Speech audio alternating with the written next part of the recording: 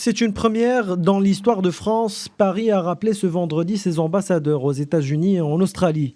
Et pour cause, l'annonce du partenariat Washington-Londres-Canberra débouchant sur l'annulation d'un gros contrat d'achat de sous-marins à la France. À la demande du président de la République, j'ai décidé du rappel immédiat à Paris pour consultation de nos deux ambassadeurs aux États-Unis et en Australie. Cette décision exceptionnelle est justifiée par la gravité exceptionnelle des annonces effectuées le 15 septembre par l'Australie et les États-Unis.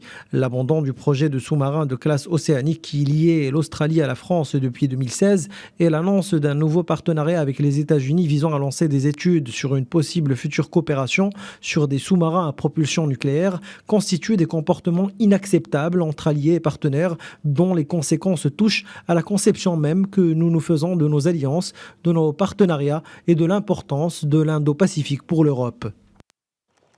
Le pacte AUKUS, la nouvelle alliance militaire entre l'Australie et les États-Unis et le Royaume-Uni, prive la France d'un contrat faramineux qui prévoyait la livraison à Canberra de 12 sous-marins à propulsion conventionnelle pour un montant de plus de 50 milliards d'euros.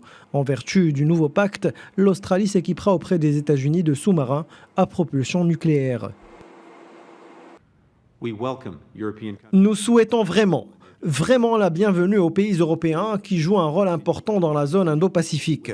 Nous poursuivons d'ailleurs notre coopération très rapprochée avec l'OTAN, l'Union européenne et d'autres pays intéressés. Et nous voulons, comme vous le savez, profiter de chaque opportunité afin d'approfondir la coopération transatlantique dans la zone Indo-Pacifique et à travers le monde. À ce propos, nous avons discuté avec la France les dernières 24-48 heures pour parler de l'alliance militaire de l'AUKUS.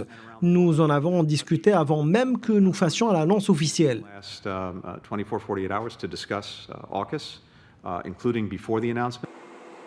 La Maison-Blanche a déploré la décision française tout en assurant que Washington discuterait avec Paris dans les prochains jours pour résoudre le différend, notamment en marge de l'Assemblée générale de l'ONU.